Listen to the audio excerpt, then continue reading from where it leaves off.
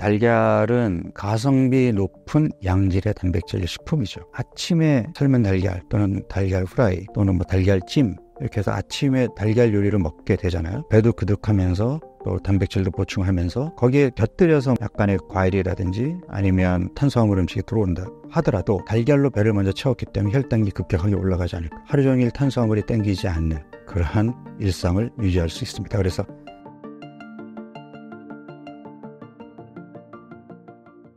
네, 안녕하세요. 가정의학과 전문의 강북 삼성병원 건강의학본부에서 근무하고 있는 박용우입니다. 갱년기 증상과 신진대사의 변화가 중년 여성에게 미치는 영향은 무엇인가요?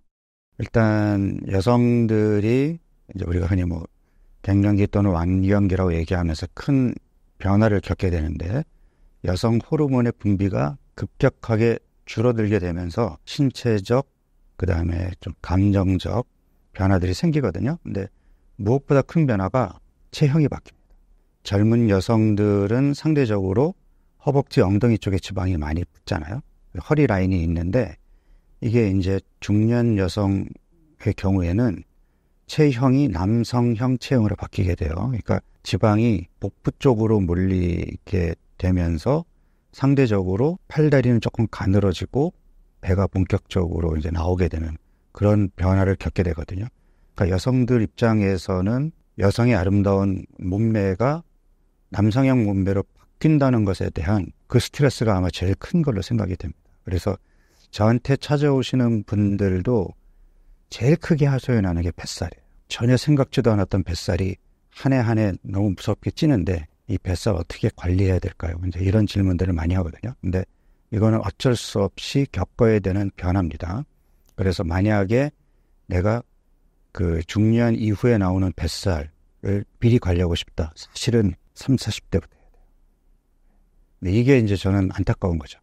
30, 40대에는 바쁘게 살면서 건강관리, 몸관리를 안 하다가 이제 폐경 전후로 본격적으로 배에 살이 붙게 되면 살 빼야 되는데 그러니까 이미 늦었어요. 늦은 첫 번째가 뭐냐면 이미 근육이 없는 몸으로 바뀌었단 말이에요. 여성들이 다이어트에서 내가 계속 강조하는 게 체중계 눈금에 집착하지 마라.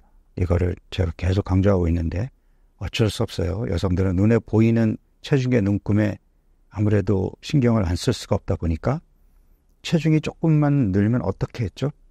덜 먹고 또는 굶고 이렇게 했단 말이에요. 잘 챙겨 먹고 운동했나요?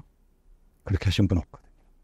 그러니까 다이어트는 일단 적게 먹어야 돼. 또는 굶어야 돼. 이런 생각들을 했단 말이에요. 그러면 무조건 근육이 빠지고 기초대사량이 떨어지거든요. 그러면 굶어서 잠깐 체중이 원래 체중으로 갔을지는 몰라도 이미 체형은 근육이 빠지고 지방은 더 늘어있는 체형인데 여기서 다시 체중이 늘게 되면 어떻게 되죠? 근육이 느나요?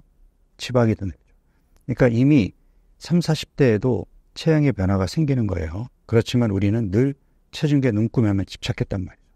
그러다가 이제 폐경이 되니까 이제부터는 본격적으로 내장 지방이 이제 붙기 시작하면서 배가 이제 나오기 시작하거든요. 그러니까 이미 첫 번째 타이밍을 놓친 거예요.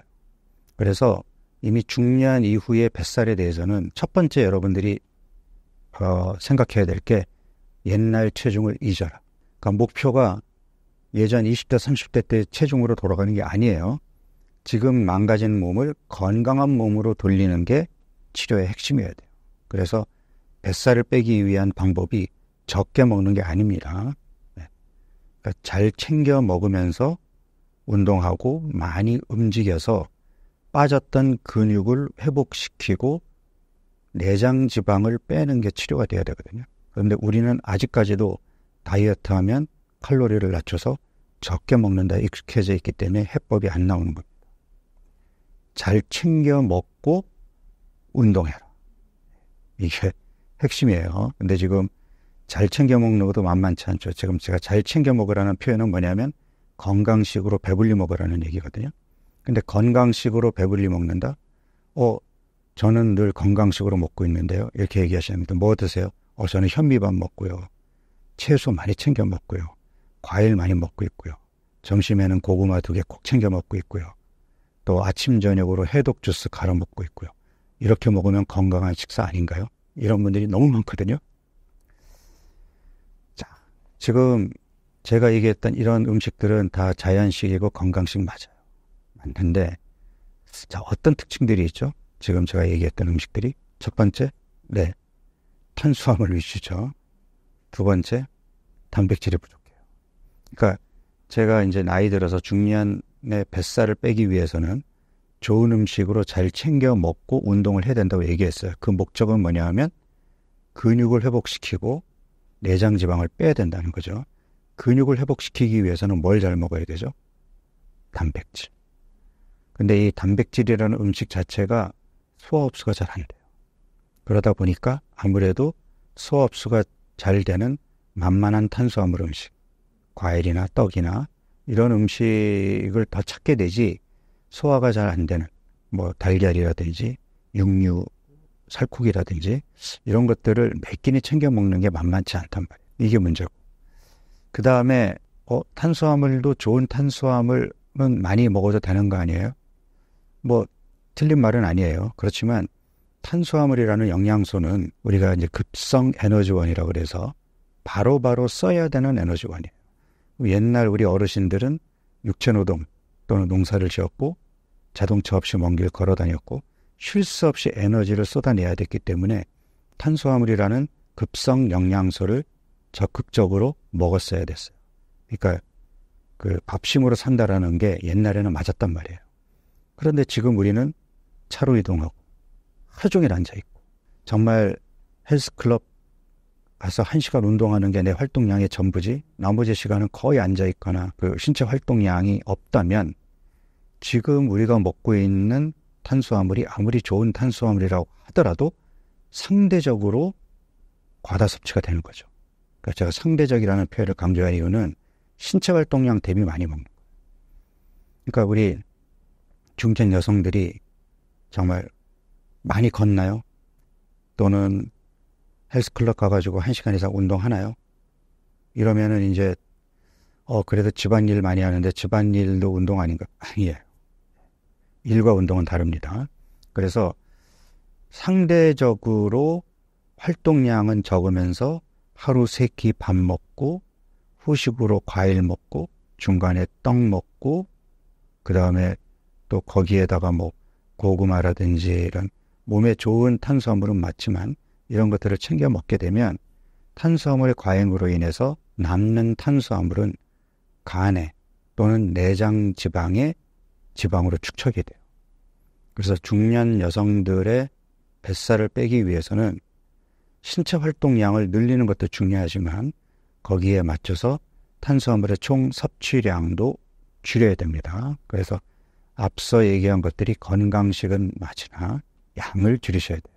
그리고 거기에 단백질 반찬을 몇 끼니 챙겨 드셔야 근육을 회복시키고 뱃살을 뺄 수 있는 겁니다.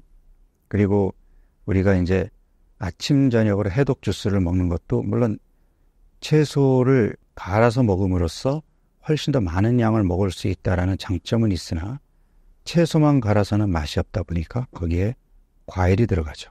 사과, 바나나 뭐 이런 과일들이 들어가는데 과일을 갈게 되면 과일에 있는 당 성분들이 몸에 더 빠르게 소화 흡수가 되거든요. 그래서 과일을 있는 그대로의 모습으로 먹는 거에 비해서는 혈당을 더 빠르게 높입니다. 그래서 해독 주스 같은 경우도 물론 좋은 성분으로 갈아서 만들었으나 혈당을 급격히 높일 수 있기 때문에 과신하는 것은 좋지 않다 하는 것을 말씀드립니다. 좋은 탄수화물과 나쁜 탄수화물은 구체적으로 어떤 음식이 있나요? 자, 박용우가 강조하는 식단은 좋은 탄수화물, 양질의 단백질, 좋은 지방을 배고프지 않게 먹어라. 이게 제가 늘상 강조하는 건데 그러면 하나씩 보죠. 좋은 탄수화물이란 어떤 탄수화물이냐? 일단 탄수화물이라는 음식은 앞서 급성 에너지원이라고 그랬어요. 그래서 우리 몸에서 어느 정도 들어와 줘야 돼요. 근데 좋은 탄수화물의 기준은 식사를 했을 때 혈당을 올리는 속도가 빠르냐 느리냐로 가늠이 되는 겁니다. 그러니까 급격하게 혈당을 높이는 탄수화물은 좋은 탄수화물이 아니에요. 왜? 인슐린을 과도하게 자극할 수 있고 그렇기 때문에 자칫 탄수화물의 과잉 섭취로 이어지면서 지방으로 축적될 위험이 높아요. 그래서 혈당을 천천히 올리는 탄수화물, 이런 게 어떤 게 있죠? 흰쌀밥보다는 현미밥 또는 잡곡밥, 이런 것들이 상대적으로 혈당을 좀 덜 올리겠죠. 그 다음에 설탕이 들어있는 가공식품은 혈당을 급격하게 올립니다. 그래서 가공식품보다는 있는 그대로의 천연 음식, 그러니까 뭐 고구마, 이런 것들은 단맛은 나나 혈당을 급격하게 높이지 않아요. 감자와 감자튀김은 감자로 만들었지만 혈당을 올리는 측면에서 본다면 완전히 다른 음식이 되어버리는 거죠. 그리고 감자를 생으로, 그러니까 쪄서 먹느냐, 우리가 다르게 조리해서 먹느냐에 따라서도 또 영향을 받습니다. 그래서 일단 어떤 음식이 좋은 탄수화물이냐는 혈당을 급격하게 높이느냐, 그렇지 않느냐가 첫 번째 기준이 되겠고, 또 하나는 음식을 먹는 방법에서도 나뉘게 되는데, 제가 지금 흰쌀밥은 현미밥에 비해서 상대적으로 혈당을 급격하게 높인다고 얘기했어요. 그러면 현미밥보다는 상대적으로 혈당을 급격히 높이기 때문에 나쁜 탄수화물 아니야? 이렇게 생각할 수 있지만, 우리가 맨밥만 먹는 사람이 있을까요? 밥이라는 음식을 먹기 위해서는 반찬이 필요하잖아요. 그 반찬을, 나물 반찬을 통해서 채소를 섭취하고, 단백질 반찬을 통해서 두부, 생선, 달걀, 고기, 이런 것들을 섭취하게 된다면 채소와 단백질이 함께 들어오잖아요. 그러면 채소와 단백질이 탄수화물과 함께 들어오게 되면 탄수화물을 먹었을 때 올라가는 혈당의 속도를 늦출 수 있어요. 그래서 우리가 빵을 먹느냐, 면을 먹느냐, 밥을 먹느냐를 볼 때, 물론 스파게티가 혈당을 느리게 올리는 면이기는 하지만 면은 탄수화물 위주로 먹잖아요. 그런데 밥은 채소와 단백질이 들어오잖아요. 그래서 흰쌀밥을 먹더라도 채소와 단백질이 함께 들어오기 때문에 혈당을 급격히 높이지 않는다. 그래서 흰쌀밥은 용서가 되는 겁니다. 좋은 탄수화물로 들어오게 되는 거예요. 여기서 조금 더 요령을 말씀드리면, 밥을 먼저 먹는 게 아니라 좀 심심한 채소 반찬과 단백질 반찬으로 먼저 배를 조금 채운 다음에 밥을 먹잖아요. 혈당이 더 천천히 올라갑니다. 그래서 혈당 관리 측면으로 봐서 좋은 탄수화물, 나쁜 탄수화물을 구분할 때 음식 자체, 식품 자체의 혈당을 높이느냐 그렇지 않느냐도 중요하지만 어떻게 먹느냐도 그것을 충분히 보완할 수 있는 방법이 된다. 그래서 밥에 나물 반찬과 단백질 반찬을 먹는 우리의 전통 식단은 건강식이다. 저는 그렇게 얘기합니다. 요즘 젊은 친구들이 이제 빵, 면, 이런 밀가루 음식을 좀 많이 먹는 추세에 있고, 아무래도 그런 자극적인 음식을 찾는 경향이 있는데, 저는 가급적이면 우리 고전적인 밥과 반찬을 함께 먹는 식단을 건강 식단으로 적극적으로 추천합니다. 두 번째로 단백질은 양질의 단백질이라고 표현하는 것은, 우리가 단백질 음식이라고 얘기할 때 동물성 단백질도 있고 식물성 단백질도 있잖아요. 근데 동물성 단백질이 대표적인 게 육류인데, 이 고기, 뭐 닭고기, 소고기, 돼지고기 다 육류 동물성 단백질인데, 이 동물성 단백질은 포화지방이라고 하는, 우리가 이제 나쁜 지방으로 분류해 놓은 포화지방 함량이 상대적으로 높아요. 우리가 닭가슴살을 찾는 이유는 닭가슴살은 상대적으로 지방 함량이 적고 포화지방 함량이 적기 때문에 다이어트식으로 곽광을 받는 거거든요. 그래서 양질의 단백질이라는 것은 상대적으로 포화지방 함량이 적은 단백질, 그러니까 육류, 살코기가 양질의 단백질이 되는 거죠. 그렇다면 우리가 대창이라든지 삼겹살 이런 거는 양질의 단백질이라고 보기는 어렵겠죠. 자, 식물성 단백질의 경우에는 대표적인 것이 콩단백인데, 콩단백은 단백질 함량도 풍부하지만 탄수화물이 대략 한 30-40%를 차지하고 있고 또 지방도 있어요. 근데 식물성 단백질에는 불포화 지방산이 많아요. 그래서 식물성 단백질도 양질의 단백질이라고 하는 이유가 식이섬유도 있고 불포화 지방산도 있기 때문에 양질의 단백질이라고 표현하는 겁니다. 다만 동물성 단백질에 비해서 단백질에 있는 아미노산의 조성이라든지 상대적으로 단백질의 총량은 조금 적겠죠. 그래서 우리가 양질의 단백질, 그러면 육류, 살코기 또는 식물성 단백질을 얘기하는 겁니다. 좋은 지방은요, 우리가 흔히 얘기하는 뭐 올리브 오일 또는 들기름 또는 등푸른 생선이나 견과류, 뭐 아보카도 오일 다 이게 좋은 지방이거든요. 근데 지금 제가 이렇게 언급한 것들을 그거만 드시는 분들이 있나요? 대개는 좋은 지방은 내가 좋은 탄수화물과 좋은 단백질을 선택하면 같이 따라오기 때문에 굳이 지방은 신경 쓸 필요가 없다. 다만 조리를 하는 과정에서 열을 가해야 되는 이제 조리를 할 때에는 상대적으로 발연점이 높은 아보카도 오일이라든지 포도씨유 이런 것들을 쓰면 좋겠고, 그 다음에 우리가 샐러드 드레싱처럼 열을 가하지 않고 생으로 그냥 먹는 오일을 택한다 그러면 올리브 오일이라든지 들기름을 택하면 좋겠죠. 그러니까 그런 정도로 정하면 좋을 것 같습니다. 원장님만의 식단이 따로 있으실까요? 사람들이 많이 물어보는 질문인데, 그러면 박사님은 어떻게 드세요? 저는 사실 건강식으로 챙겨 먹으려고 노력을 합니다. 이미 방송에서 소개된 것처럼 저는 애주가예요. 그래서 술 이외에 몸에 나쁜 음식은 최대한 자제하겠다. 물론 술도 끊으면 제일 좋겠지만 저는 건강을 제 인생의 최고 목표로 생각하지 않고 있기 때문에 삶의 질, 행복을 추구하는 삶, 이거를 저의 최우선 목표로 두고 있고, 건강은 내가 행복하기 위해서는 반드시 따라와야 되는 거기 때문에 내가 건강을 지키기 위한 노력으로 그 나름대로 이제 지키려고 하는 것이, 술은 사람들과 이제 어울리면서 내가 조금 즐기다 보니까 술 이외에 몸에 나쁜 음식은 일체 먹지 않겠다. 그래서 저는 설탕은 먹지 않습니다. 네, 특히 이제 그 설탕의 중요한 구성 요소인 과당은 저는 술보다 더 나쁘다고 생각하는 사람이기 때문에 일단 과당이 들어간 것은 저는 아예 먹지 않겠다라는 마음으로 이제 그 음식을 선택하거든요.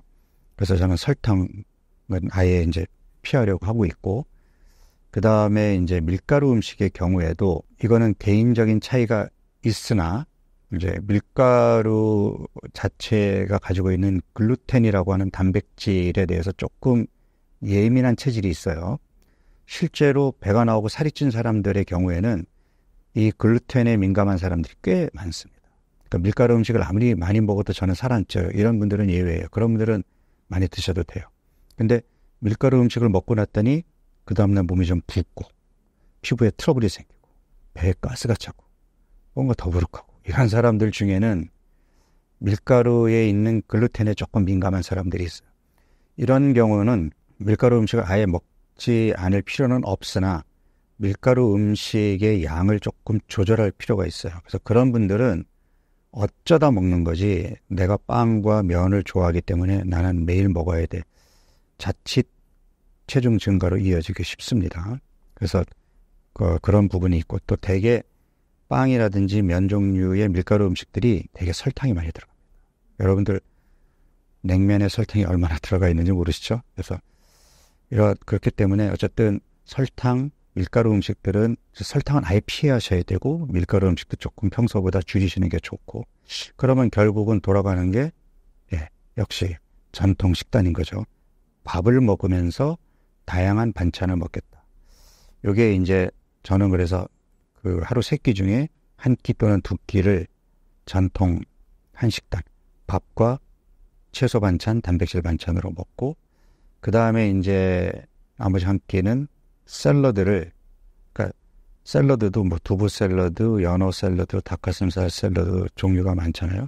그러니까 샐러드라는 것이 신선한 채소를 먹을 수 있는 좋은 식단인데다가 토핑을 다양한 단백질로 구성할 수 있으니까 채소와 단백질 위주의, 여기에다가 좋은 지방을 드레싱으로 쓰게 되면 그러니까 양질의 단백질, 그 다음에 채소, 그 다음에 좋은 지방이 들어오잖아요. 그리고 제가 처음에 얘기했던 것처럼 탄수화물 섭취를 현대인들이 조금 줄여야 되니까, 나는 매 끼니 탄수화물을 먹어야겠어가 아니라면 우리가 밥으로 1끼 또는 2끼를 먹는다면 나머지 1끼는 이런 샐러드로 먹는 것도 상대적으로 탄수화물을 줄이면서 채소와 단백질 위주의 식단을 갖는 좋은 방법이 될 수 있겠고요. 저는 저녁 식사에서는 가급적 탄수화물을 먹지 않으려고 합니다. 왜냐하면 저녁을 먹고 나서 신체 활동이 별로 없거든요. 그러니까 우리가 집에서 밥을 먹고 온 가족이 나가서 30분 산책을 한다. 그러면 저녁 식사에 밥 반 공기 정도 먹는 거 오케이. 그런데 저녁을 먹고 나서 그 이후에 계속 거실에 앉아서 TV를 보고, 심지어 늦게 이제 아이들이 학교에서, 그러니까 학원에서 들어오면 그 냉장고에 쟁여놨던 과일을 꺼내서 먹고, 이런 식사 패턴이면 저녁에는 탄수화물을 아무래도 자제해야 되겠죠.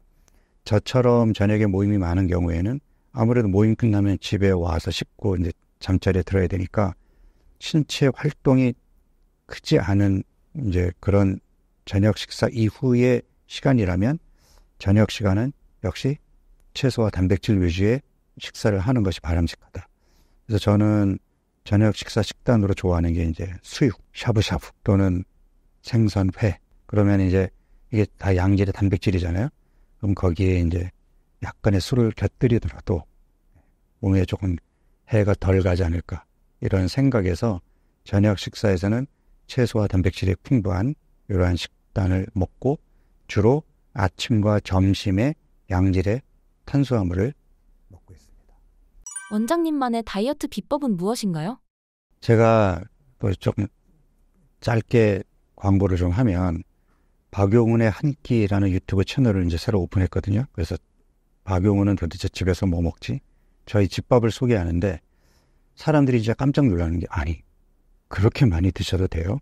네, 실제로 양이 많아요. 그러니까 저도 많이 먹고 우리 아들도 많이 먹고 우리 집이 식사 1인분 양이 꽤 큽니다. 그리고 제가 박용호 다이어트에서 계속 강조하는 게 건강식으로 배불리 먹으라거든요.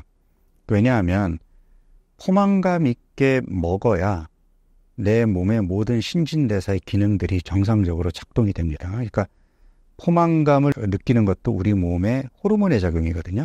그래서 우리 몸속 호르몬이 생리적으로 제대로 돌아간다면 우리 몸은 필요량만큼 음식이 들어오게 됐을 때 포만감을 느끼고 수저를 내려놓게 되는 거예요. 그런데 다이어트 하겠다고 배가 충분히 차지도 않았는데 안 돼, 더 먹으면 살쪄 하고 내려놓잖아요. 어떠세요? 정신적으로 스트레스 안 받으세요? 이게 정신적인 스트레스뿐 아니라 신체적으로도 스트레스를 받게 돼요. 적게 들어오면 우리 몸은 어떻게 써요? 뇌에서 스트레스 호르몬이 바로 나옵니다. 아쉽잖아요. 더 먹고 싶잖아요. 참아야 되잖아요. 이게 정신적, 신체적 스트레스를 야기하는 거예요.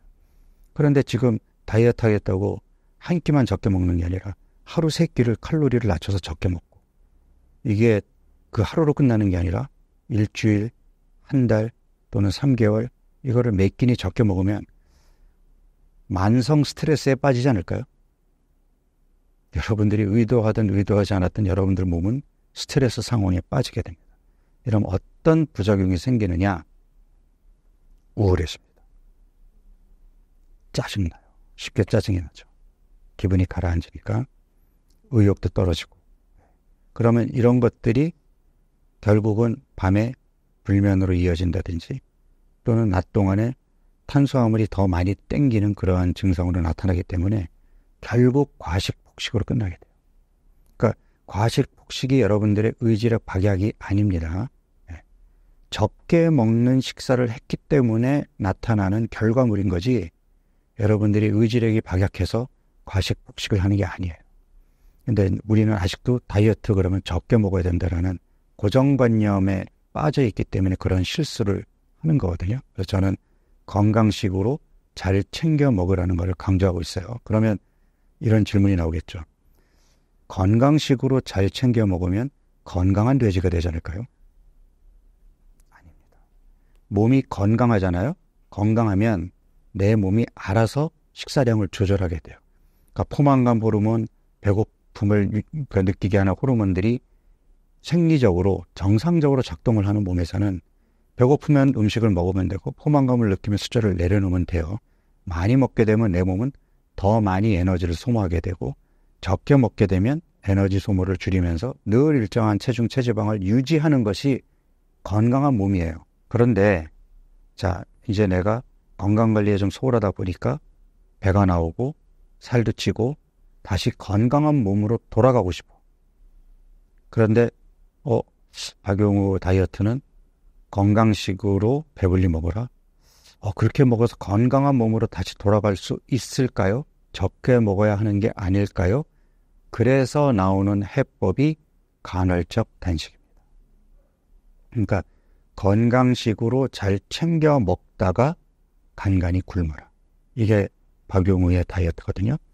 생각해보면 우리 인류 역사에서 그러니까 우리 이제 옛날 원시 인류 시대 때부터 뭐 가까이에는 1960년, 70년대 초반까지 우리는 굶기를 밥 먹듯이 했어요. 그러니까 음식이 늘 풍족하지 않았단 말이에요. 그러니까 뭐 사냥을 해오거나 또는 음식이 풍족할 때는 배불리 먹지만 또 뭐 음식이 부족할 때는 굶었어요. 그러니까 농경 시대에도 우리가 흉년이 들거나 뭐 기근이 생기면은 초근목피로 연명을 해야 될 정도로 굶었단 말이에요. 1960년대에도 보릿고개라는 말이 있었고 정말 굶기를 밥 먹듯이 했던 우리 조상들의 후예거든요. 근데 우리 몸은 음식이 있으면 배불리 먹고 없으면 굶는데 익숙해져 있는데 이게 매 끼니 음식이 들어오는 상황이 익숙할까요? 자, 우리 몸에 피와 지방의 역할이 뭘까요? 에너지가 들어오지 않을 때, 그러니까 음식이 없을 때를 대비해서 여분의 에너지를 비축한 거잖아요. 언제 써봤죠? 굶어야 나오잖아요. 언제 굶어봤죠? 심지어 야식까지 먹고 자는데 이 피와 지방을 언제 끄집어 썼냐고. 이러니까 몸이 망가지면서 야금야금 계속 체중이 늘어나는 거예요. 그러면 일부러 굶어줌으로써 예전에 우리가 원시 인류 시대부터 60년대까지 있어 왔던 있을 때 잘 먹고 없을 때 굶었던 익숙한 환경에 맞춰주는 거죠. 다만 차이점이 있죠. 그때는 언제 음식이 들어올지 모르고 스트레스 상황에서 굶었고 우리는 내일 잘 먹을 거라는 생각에 오늘 즐겁게 굶을 수 있는 거죠. 그러니까 스트레스 받지 않으면서도 쌓여있는 체지방을 끄집어낼 수 있는 그러한 방법이 바로 간헐적 단식입니다. 그러면 간헐적 단식의 장점이 뭐냐?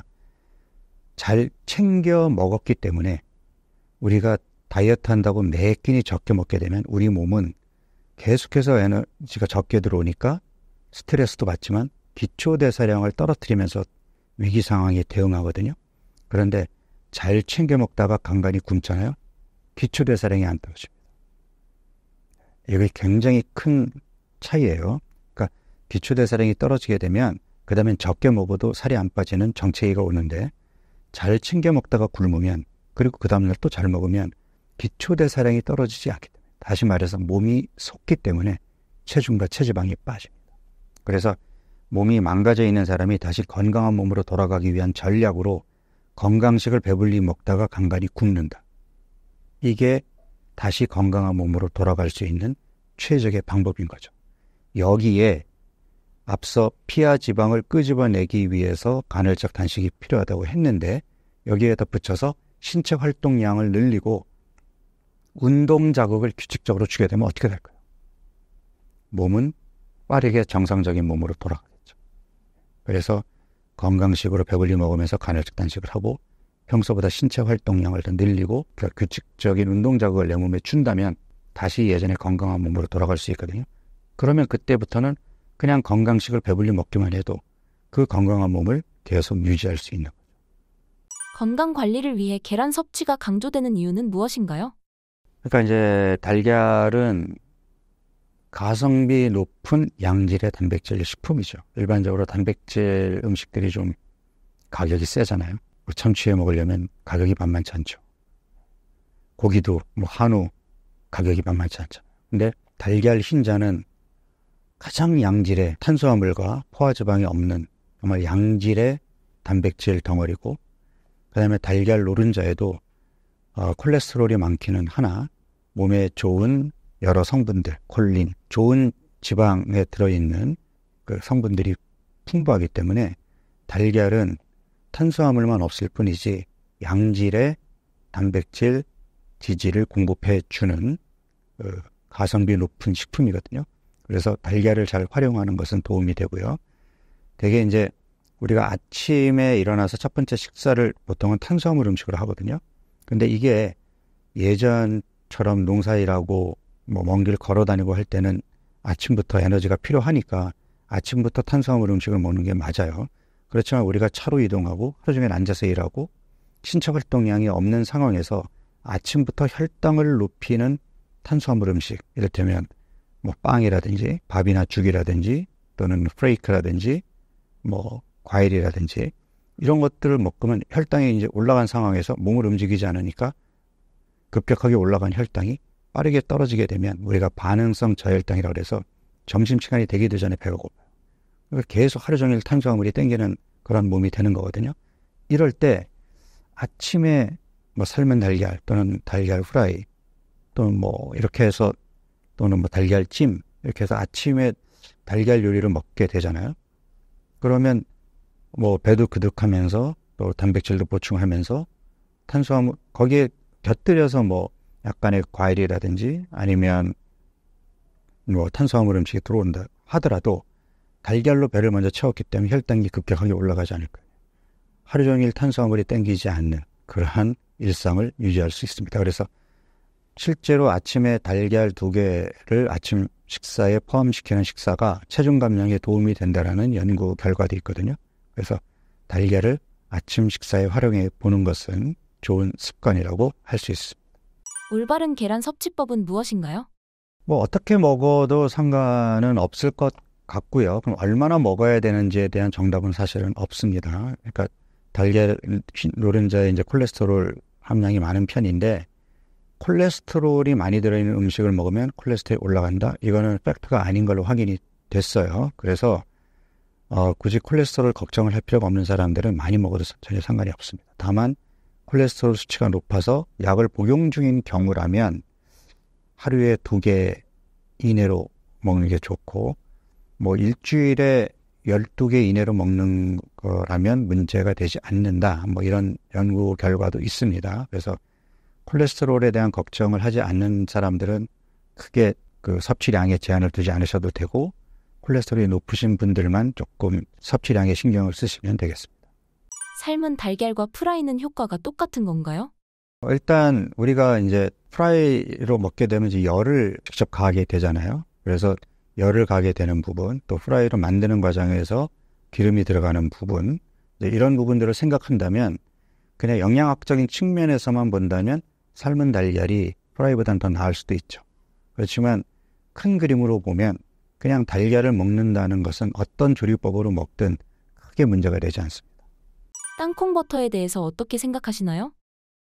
땅콩 버터는 사실 이제 칼로리는 높으나 땅콩이 가지고 있는 좋은 영양 성분을 그대로 가지고 있기 때문에 그러니까 과거에는 우리가 땅콩 잼이라는 이름으로도 불렸는데 그게 뭐냐면 빵에다가 이제 바를 때 우리가 잼처럼 발라 먹는다라는 이름으로 땅콩 잼이라는 이름도 있다가 지금 땅콩 버터가 됐는데 그러니까 버터를 발라서 먹는 것과 땅콩 버터를 발라서 먹는 것은 큰 차이가 있겠죠. 네, 버터는 그냥 포화 지방 덩어리고 땅콩 버터는 이름만 버터일 뿐 거기에 들어있는 지방의 상당 부분이 올레산이라고 그러는 우리가 이제 오메가9 지방산이라고 얘기하는 좋은 지방이거든요. 그러니까 좋은 지방이 풍부하고 그 다음에 단백질도 상대적으로 많은 편이에요. 그러니까 그 땅콩 버터를 예를 들면 100g을 놓고 보면 그 중에 반은 지방이고 나머지 25%가 양질의 단백질, 나머지 25%가 식이섬유를 포함한 탄수화물이거든요. 그래서 좋은 지방과 양질의 단백질이 풍부하고 또 거기에 뭐 각종 미량 영양소도 풍부하게 들어있기 때문에 사실은 우리가 땅콩을 먹는 것을 이제 땅콩 버터의 형태로 먹는다라고 이제 이해하면 되는데 문제는 이 상대적으로 지방 함량이 높다 보니까 이제 칼로리가 높다라는 문제가 있죠. 그래서 우리가 그냥 하루에 먹는 뭐 2스푼 정도의 땅콩 버터 이런 정도면 아무런 문제가 없으나 그냥 생각 없이 뭐 그냥 발라서 계속 먹거나 또는 그냥 땅콩 버터를 먹거나 해서 먹는 양이 많아지게 되면 조금 아쉬운 게 뭐냐 하면 이를테면 그 정도 먹는 칼로리를 조금 더 다양한 영양소로 얻을 수 있는 식단으로 대체할 수 있는 거를 땅콩 버터 하나만 가지고 이를테면 500칼로리를 먹었어. 조금 아쉽지 않을까요? 그러니까 내가 일반 뭐 밥과 반찬으로 먹는 일반 식단으로도 500칼로리를 먹을 수가 있는데, 그러니까 그런 영양학적인 측면에서의 아쉬움이 하나 있고, 그 다음에 또 하나는 100% 내추럴 땅콩 버터는 괜찮지만 이게 이제 소비자의 입맛을 좀 자극하기 위해서 여기에 식물성 경화유가 이제 추가가 되고, 그 다음에 설탕과 소금이 들어가게 되면 훨씬 맛있어지거든요. 맛있어지면 어떻게 되죠? 많이 먹게 되죠. 그러면은 불필요하게 설탕, 소금, 식물성 경화유, 그러니까 식물성 경화유는 이제 트랜스 지방이 상대적으로 많이 들어있는 거잖아요. 그러니까 이런 것들로 인해서 그냥 100% 좋은 땅콩 버터를 좀 더 맛있게 만들기 위해서 몸에 안 좋은 것들이 추가적으로 들어가서 걔네들도 내 몸에 들어와서 안 좋지만 그로 인해서 더 많이 먹게 되는 그러한 부작용을 갖게 된다면 득보다 실이 많을 수도 있기 때문에 그런 부분을 잘 고려해서 선택하시고 드시기 바랍니다. 원푸드 다이어트를 추천하지 않는 이유가 있으신가요? 원푸드 다이어트를 왜 추천하죠? 거꾸로 원푸드 다이어트라는 게 언뜻 생각하면 먹기 편하다. 그냥 하나만 먹으면 되니까 이런 생각으로 사람들이 그러니까 뭔가 어렵고 힘든 거 말고 빠르면서 속성으로 원하는 체중 감량을 얻을 수 있는 그러한 목적으로 이제 원푸드 다이어트를 얘기하게 되는데, 원푸드 다이어트 물론 한 가지 음식만 먹으면 편할 수 있지만 질리겠죠. 질리니까 많이 못 먹죠. 그러니까 적게 먹어서 빼는 거예요. 오래 갈 수 있을까요? 네, 결국 다른 음식으로 과식, 폭식으로 이어지고 실패하겠죠. 최근 젊은 당뇨병 환자가 증가하고 있는데요. 요즘 두바이 초콜릿처럼 유행하는 음식에 대해서 어떻게 생각하시나요? 직장인들 건강관리에 관련해서 이제 강의도 다니고 실제로 지금 일부 대기업의 그 비만 다이어트 프로그램에도 지금 참여를 하고 있는데 깜짝 놀란 게 30대 당뇨가 너무 많은 거예요. 내가 어렸을 때에 비해서 전체적으로 당뇨 환자가 많이 는 거는 알고 있었지만 20, 30대 당뇨 환자들이 과거에 비해서 크게 늘었다는 거에 제가 충격을 받았어요. 왜 늘었을까요? 왜 과거에 비해서 젊은 당뇨 환자들이 늘었을까요?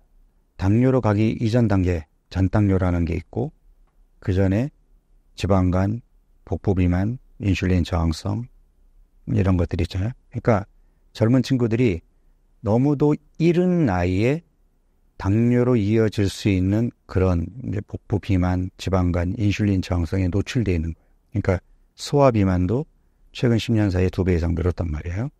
그러니까 지금 잠재적으로 젊은 당뇨로 이어질 수 있는 예비군들이 지금 계속 늘고 있고, 이런 젊은 사람들의 입맛을 지금 사로잡고 있는 달달한 음식들, 그러니까 설탕이 들어가 있는 음식 중에 내가 이제 과당의 유해성을 강조했잖아요.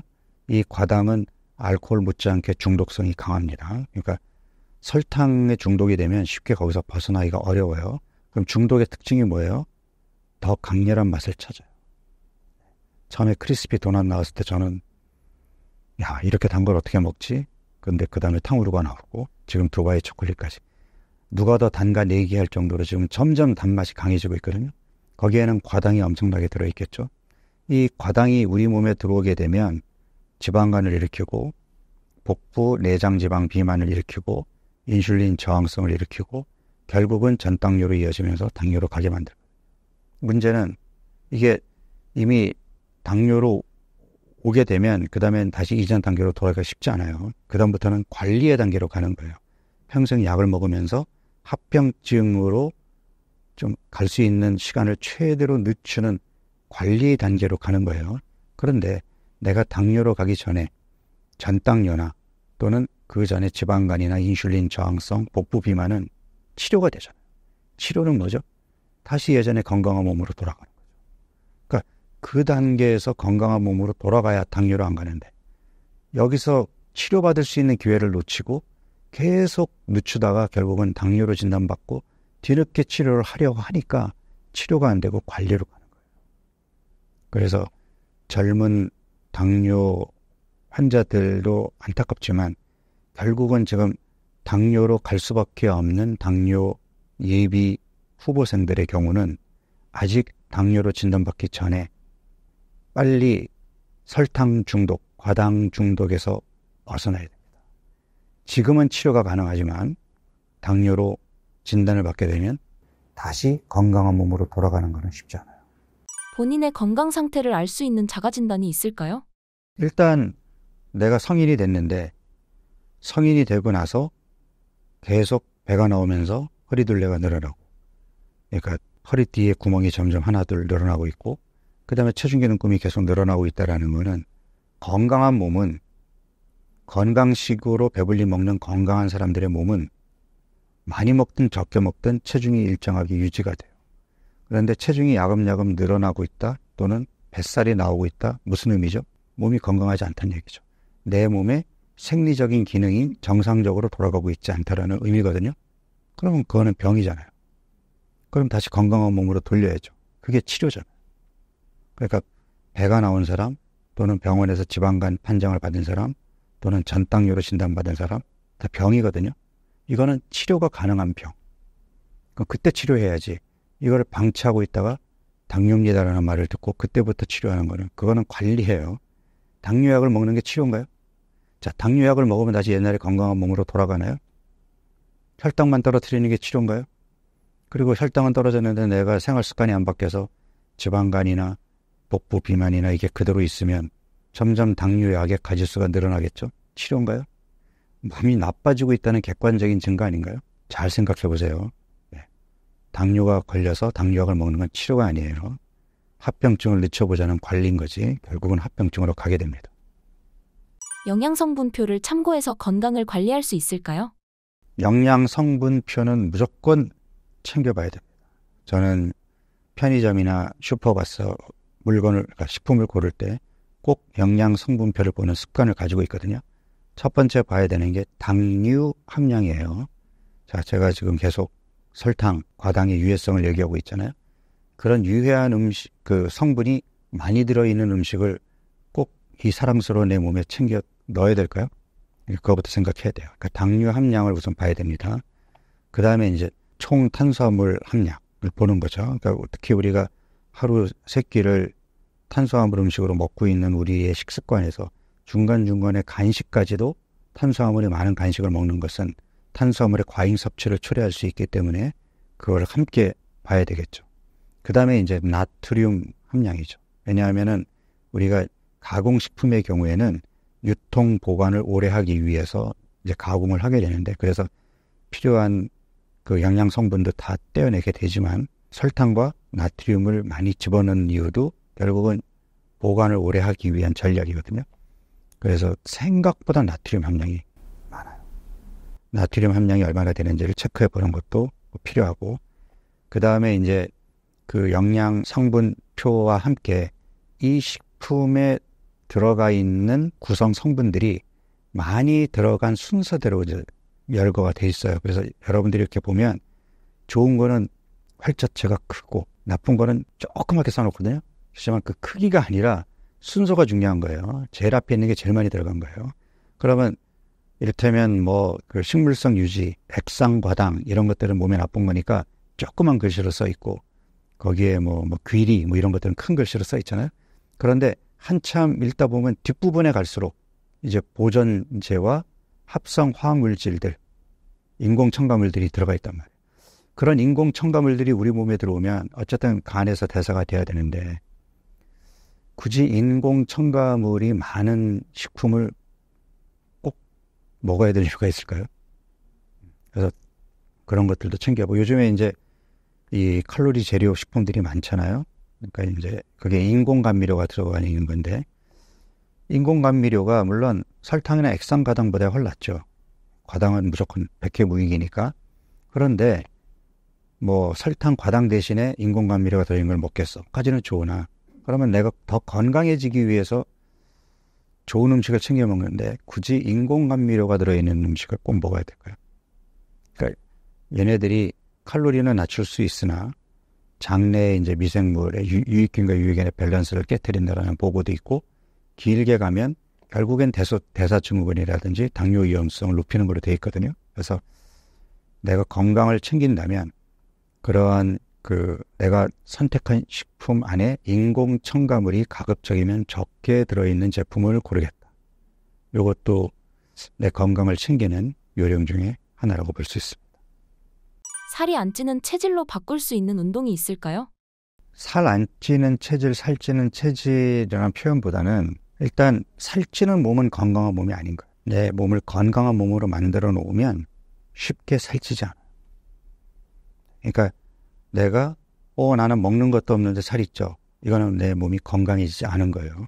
그러면 건강해지지 않은 이유가 건강하지 않은 음식을 먹은 것도 있고 운동을 하지 않고 하루 종일 의자에 앉아있는 의자 중독도 있겠지만 수면의 질, 내가 잠을 좀 이렇게 7시간 이상 푹 잤느냐. 그 다음에 만성 스트레스. 사실 뭐 스트레스 없이 살긴 힘들지만 내가 스트레스를 그때그때 좀 극복하고 떨쳐내고 회복 탄력성을 가지면서 살아야 되는데 계속 스트레스를 쌓아두게 되면 이게 병으로 갈 거 아니에요. 그러니까 그런 요인들을 함께 찾아봐야 되겠죠. 그러니까 내가 살이 찌는 건 현상이에요. 많이 먹어서 찌는 게 아닙니다. 배가 나오고 살이 찌는 거는 내 몸의 생리적 기능이 어딘가에 이상이 생겼기 때문에 나타나는 현상이라고 이해를 해야 돼요. 그러면 점검해 봐야죠. 내가 아무 생각 없이 밀가루 음식을 좀 많이 먹었나? 달달한 음식을 좀 많이 먹었나? 또는 저녁 먹고 나서 생각 없이 야식을 좀 많이 먹었나? 이런 것도 생각해 봐야 되고, 너무 움직이지 않고 의자에 오래 앉아 있었나? 뭐 이런 것들도 중요하고. 그 다음에 그 전에 직장 생활할 때는 그래도 출퇴근 때 걷고 헬스클럽에도 다녔는데, 일을 직장으로 옮기니까 이게 뭐 프로젝트가 좀 빡세갖고 하루 종일 앉아서 일해야 되고, 뭐 밤샘 근무도 해야 되고, 완전히 스케줄이 엉켰어. 운동하러 갈 시간도 없고 계속 앉아있고 수면 시간도 줄었어. 이런 것들이 다 내 몸을 망가뜨리는 요인들이거든요. 그러니까 그런 것들을 찾아서 뭔가 좀 내려놓을 수 있는 건 내려놓고 스케줄 관리를 내가 할 수 있는 것들은 해놓고 해서 내 몸을 추스려야 되는데 나 살쪘네? 빼야지. 적게 먹고 운동하면 돼. 그래서 평소보다 적게 먹고 안 하던 운동 억지로 한다고 직장 앞에 있는 헬스클럽 등록해가지고 억지로 운동하고 그리고 여전히 앉아있고 여전히 밤샘 근무하고 여전히 잠 못 자고 좋아질까요? 그러니까 여러분들이 착각하고 있는 게 살을 빼기 위해서는 식이요법과 운동만 잘하면 돼. 이 두 가지 갖고 되는 게 아니에요. 건강한 몸으로 돌아가는 거지 체중계 눈금을 예전 눈금으로 옮기는 것이 그게 목표가 되어서는 안 된다는 거죠. 그러니까 총체적으로 봐야 되는 거예요. 그러니까 지금도 살은 찌는 몸이 되려면 어떻게 해야 돼요? 그 질문은 마치 체중계 눈금을 그대로 유지하기 위해서는 뭘 먹어야 되고 운동을 어떻게 해야 돼요? 정답이 따로 있는 게 아니에요. 건강한 몸을 유지하면 되는 거죠. 의자 중독에서 탈출하기 위한 방법은 무엇인가요? 일어나야죠. 그러니까 나는 사실 진료실에도 의자가 없고 우리 집에도 스탠딩 테이블이고 TV 볼 때도 서서 보고 TV도 잘 안 보지만 책도 이제 스탠딩 테이블에 서서 읽거든요. 이렇게 해도 앉아있는 시간이 많아요. 출퇴근할 때 부득이 차로 이동할 때는 앉아서 가야죠. 식사할 때 앉아 있어야죠. 사람 만날 때 앉아 있어야죠. 회의할 때 앉아야죠. 생각보다 앉아있는 시간이 많아요. 그래서 의식적으로 내가 서도 되는 시간이면 무조건 서 있겠다고 생각하셔요. 그러면 의자 중독이 그렇게 위험해요? 그냥 앉았다 섰다를 반복하면 아무 문제 없어요. 근데 우리는 한 번 앉으면 어떻게 해요? 화장실 가기 전까지 계속 앉아 있잖아요. 이게 문제인 거예요.